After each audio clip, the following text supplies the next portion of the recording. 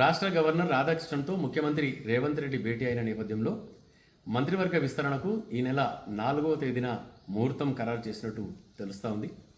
అయితే పార్టీ అధిష్టానానికి ఇది అతిపెద్ద సవాల్గా మారింది. ఎందుకంటే ఇప్పటికి ఉన్న మంత్రివర్గ సభ్యుల్లో అనేక జిల్లాలకు ప్రాతినిధ్యం లేదు, మరి మండలికి ప్రాతినిధ్యం లేదు.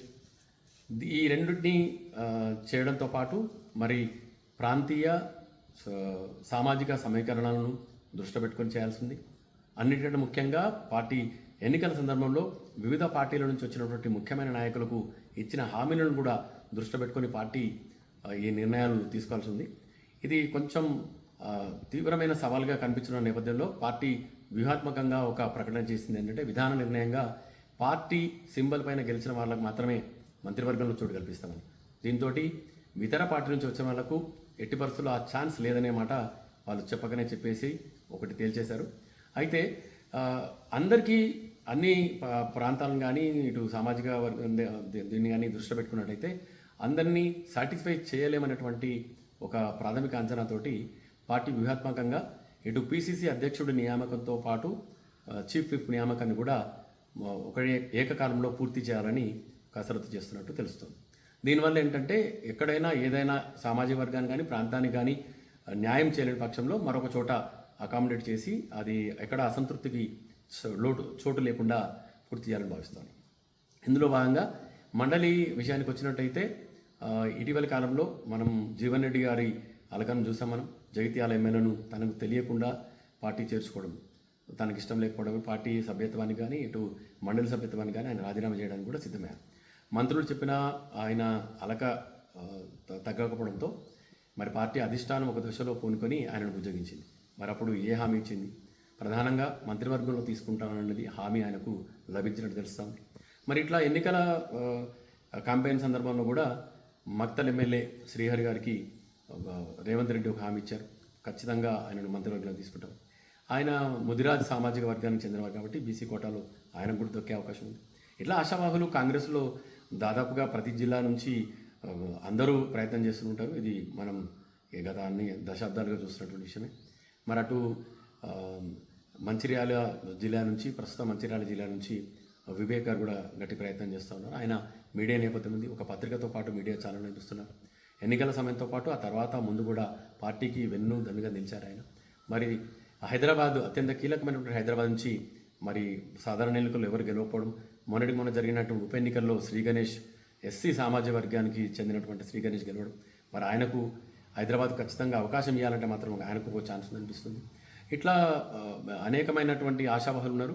ఇటు మల్లెడ్డి రంగారెడ్డి పేరు, అటు వరంగల్ నుంచి దొంతి మాధవరెడ్డి పేరు ప్రధానంగా వినిపిస్తూ ఉన్నాయి.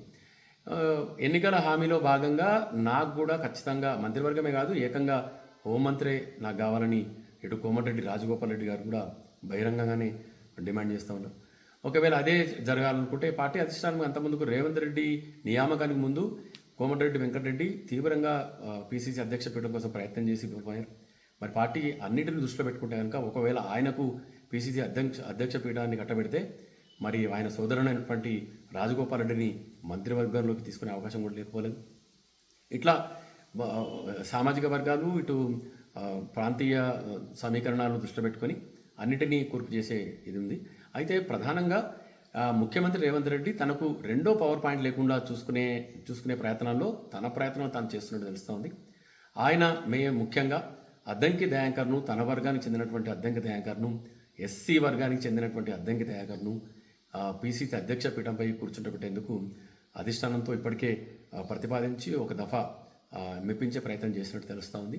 ఎందుకనంటే రెండు పవర్ పాయింట్లు ఉండడం వల్ల తన పరిపాలనా పరంగా కానీ పార్టీ పైన కానీ తన పట్టు సడలకుండా ఉండాలి అనంటే తన వర్గానికి తన సొంత మనిషి ఉండాలన్నటువంటి భావన ఆయనకున్నది. దాంట్లో భాగంగానే ఇప్పటివరకు అనేక పదవుల విషయంలో అద్దంకి దయాకర్ పేరు వచ్చినప్పటికీ ఆయన పేరును దేనికి ఖరారు చేయలేదు. ఆయన యొక్క ముందస్తు ప్రణాళికలో భాగంగానే ఆయనను అట్లా అట్టిపెట్టినట్టు అది పిసిసి అధ్యక్ష పదవిని ఆయన కట్టబెట్టేందుకు ఆయన సంపూర్ణంగా తన శాయశక్తులు ఒడ్డుతున్నట్టు తెలుస్తోంది. ఒకవేళ అదే జరిగితే మరి మిగతా సామాజిక వర్గాలకు ఇటు మంత్రివర్గంతో పాటు అటు చీఫ్ విప్ పదవులను కట్టబెట్టేందుకు అవకాశాలు ఉన్నాయి. ఇక అనేక మంది ఆశావాహులు నేపథ్యంలో ఇటు అసెంబ్లీ సీటుకు ఎవరు వెళ్తారు, అటు సచివాలయంలో సీట్లకు ఎవరు వెళ్తారు, ఇటు గాంధీ భవన్ సీట్ను ఎవరు కవేం చేసుకుంటారు, అనేక సమీకరణాలు, అనేక ఎత్తులకు పై ఎత్తులు. ఆ, అధ్యక్ష పీఠానికి కూడా మరి అనేక మంది పోటీ పడుతున్నారు. అటు జగ్గారెడ్డి గారితో పాటు ఇటు మనం అనుకున్నట్టు వెంకరెడ్డి గారు ఉన్నారు. మరి ఎస్సీ సామాజిక వర్గం చెందినటువంటి అద్దంకి దయాకర్ పేరు ముఖ్యమంత్రి వర్గం నుంచి వినబడుతుంది. అనేకం అంటే కాంగ్రెస్ పార్టీలో ఏది ఒక నిర్దిష్టమైనటువంటి ఆ, ఆ, ఖచ్చితమైనటువంటి ఎవరికి ఎలా ఉంటుంది అని చెప్పే పరిస్థితి ఆనాటి నుంచి ఈనాటి వరకు లేదు. మరి 2 రోజుల్లో ఎవరు ఏ సీట్లో ఏ పీఠంపై కూర్చుంటారన్నది తెలిసిపోనుంది. అప్పటి వరకు వేచి చూద్దాం.